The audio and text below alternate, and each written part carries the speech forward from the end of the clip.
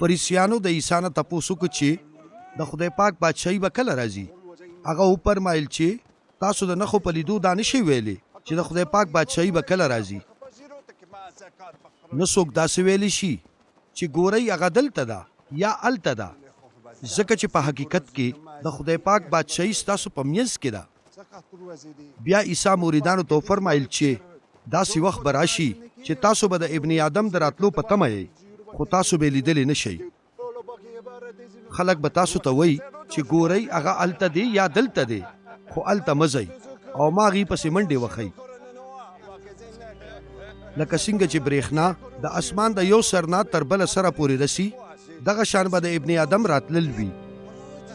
خو اول به هغه خامخا ډېر مصیبت وزغمي او دا پیړۍ به رد کړي.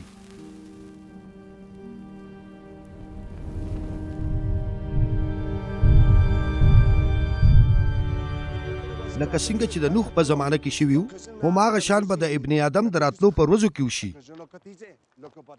هغې تر هغې ورځې پورې خوړل څکل او ودونه کول تر څو چې نوح خپلې کشتۍ ته ننوتو او سیلاب راغلو او هغې ټول یې غرق کړل.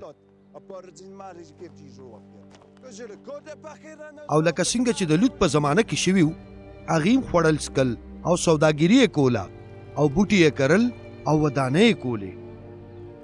خو په کومه ورځ چې لوط د سودم نه ووتلو، نو د اسمان نه اور او ګوګړ ورېدل شروع شول او دوی یې ټول تباه کړل. دغه شان به د ابن آدم د راتلو پر ورځ هم وي.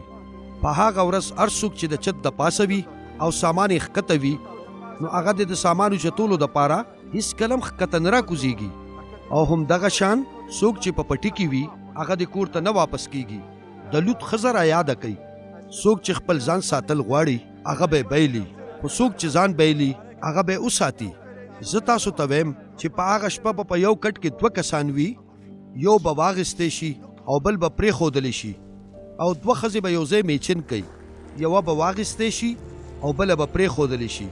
2 سړي به په پټي کې وي، یو به واغېستلی شي او بل به پرېښودلی شي. هغې چې دا واورېدل نو تپوس یې وکړو، دا به چېرته وي مالکه؟ عیسی ورته وفرمایل چېرته چې مرداره وي هلته به ټپوسان راټولیږي.